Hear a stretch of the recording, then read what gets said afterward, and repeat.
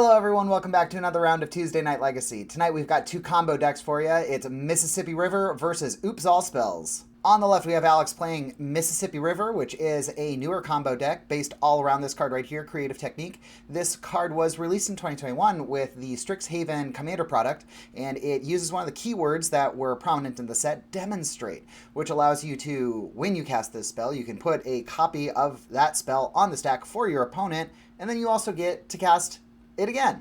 So there's going to be 3 copies of Creative Technique Resolve. You get 2 and they get 1. Usually this is a pretty good thing because when you are demonstrating this card, you're shuffling the deck and then you exile cards off the top of your library until you see a non-land card and you just cast it. Well, you're casting some pretty cool stuff in this deck, like the Maelstrom Wanderer or Emrakul the Aeon's Torn, or even an Apex Devastator. And since you are casting all these spells, yes, you do get all of those Cascade triggers or that cast ability off of the Emrakul to take an extra turn. So this deck actually takes a long time to resolve a single turn, which is where it gets its name that you're rolling on down the river, because you just keep on hitting a spell and then you'll cascade. So you hit a boarding party, that's got cascade, so you cascade again, and the only spell that any of these cascades can hit is another Creative Technique. So then you Creative Technique, which hits another thing, and you keep on going until basically your entire deck, as far as power and creatures is concerned, is on the battlefield, and hopefully you've hit a Maelstrom Wanderer by that point, which gives all of your creatures haste, and you just turn it sideways and hit them for like, I don't know, 150 damage. It's way overkill, but it definitely gets the job done. This deck is usually doing this by turn 3 or so. All of these lands typically tap for 2 mana of some sort, City of Traders, Ancient Tomb, and then you have a bunch of lands that nobody's ever heard of, but they still do. There's a lot of sacrifice, get 2 mana, like Crystal Vein, Dwarven Ruins, or these very old lands from Arcadia Mask that come in and you can remove a counter from them, and they do 2 mana of a certain color. You basically just need 5 mana to make this deck work, and then you start to go off. And if your opponent doesn't have some way to interact with your combo, then this deck does a really good job at stealing game ones. And on the right, we have Erica playing the combo deck Oops All Spells. Now this deck has a very interesting history of coming all together here, which needed a lot of things to make it work correctly.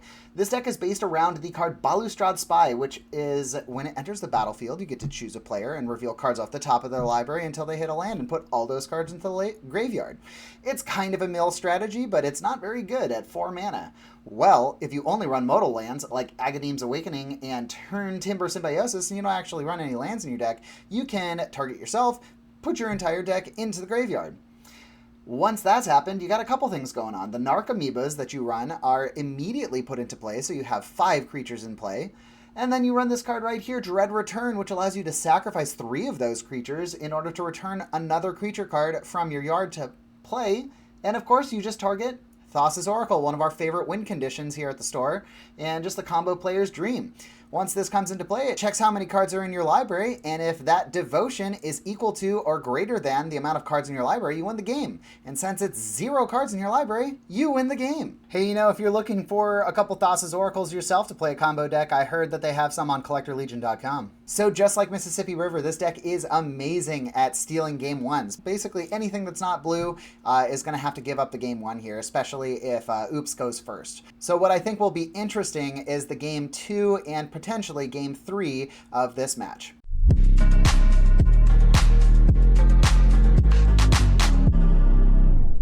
We have players all shuffled up. We are ready to go. Erica is on the play. So we see Erica play the Turn Timber Symbiosis and 2 Lotus Petals with the Elvish Spirit Guide. So this is 4 mana, which is going to get that Balustrade Spy. It's going to flip the yard. Alex has no interaction here. Started to just flip them one at a time, but Alex says, yeah, no, we can shortcut, it's okay. Shows the Thassa's Oracle. And what Alex is doing here now is, because this is all public information, the graveyard is a known zone, he basically gets to look at Erica's entire deck. So trying to make himself aware of the different cards that maybe, you know, each deck list is slightly different. So you're not always going to have exactly the same stuff. Some highlights here are Memory's Journey, which can save Erica in case there's some sort of interaction. that doesn't allow her to win with a Thassa's Oracle, you can shuffle some cards back into your deck. And Alex says, okay, and we're moving on to game 2. Erica is up a game. This is kind of fun. We see the sideboard hate coming in here on both sides. Leyline of Sanctity, so that Erica cannot be targeted by things like Thoughtseize. And Alex having the Leyline of the Void, which is going to remove Erica's graveyard, which is a big deal. If you don't have a graveyard, can't send stuff there.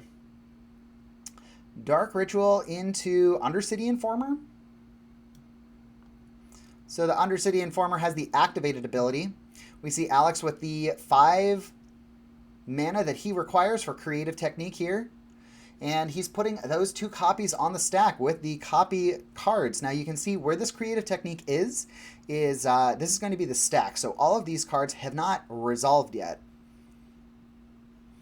And we're going to start resolving spells. So Erica gets her copy. The deck gets shuffled.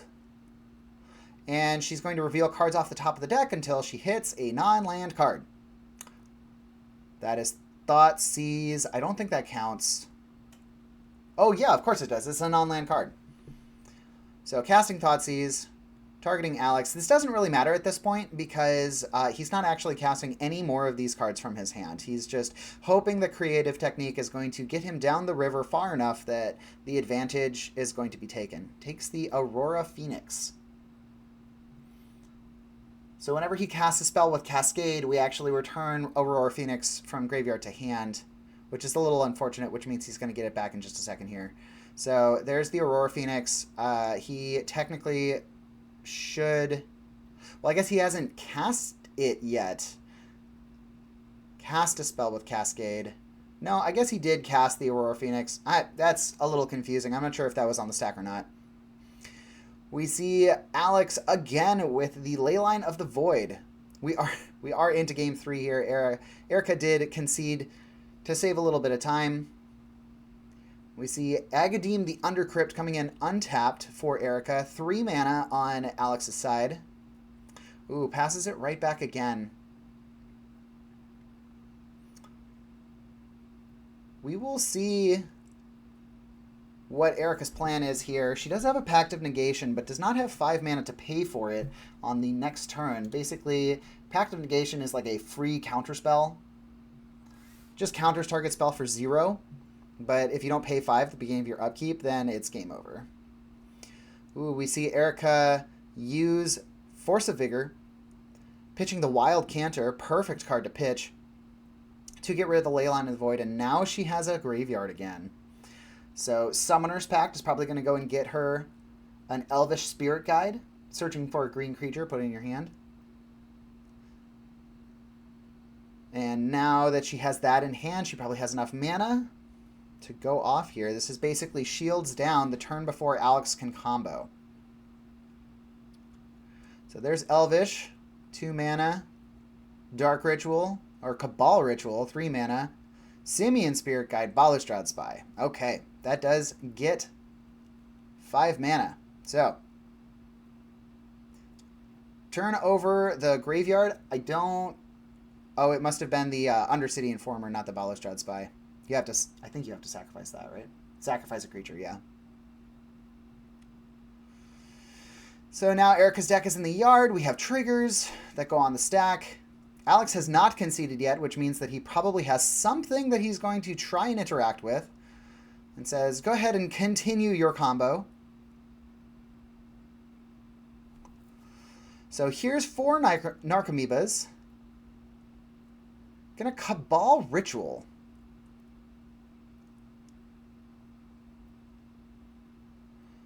So Cabal Ritual is going to get rid of a Narcomoeba. I'm going to name something. Now, unfortunately, Erica did talk to me about this play here, and she had misremembered that Bridge from Below was in the graveyard, so there should be a zombie here. Looking at these cards, doesn't see anything, and I guess they're talking about it here, and she sees the crab, that the Mirror Shell Crab. that Alex brought in here, and he's going to use this to counter the ability of the Thassa's Oracle. Although, if Erica did have that zombie in play, then she could have used her second Cabal therapy to get rid of the Mirror Shell Crab, and then would have cast the Dread Return and stolen the game. But as it was, Alex takes this game with the Mirror Shell Crab channel counter, taking it 2-1. Well, there you have it. That was a quick couple rounds, but that's just what happens when combo decks play against each other. One gets to do their combo and one does not. If this is your first time here, please consider liking and subscribing to the channel so you can stay up to date on all our cool stuff. I apologize about not being able to stream last week. It was a little bit out of my hands, but we are going to be streaming this coming week. So if you want to join us on Tuesday night at 7:30, please be there, 7:30 PST, and we'll be going through the rounds.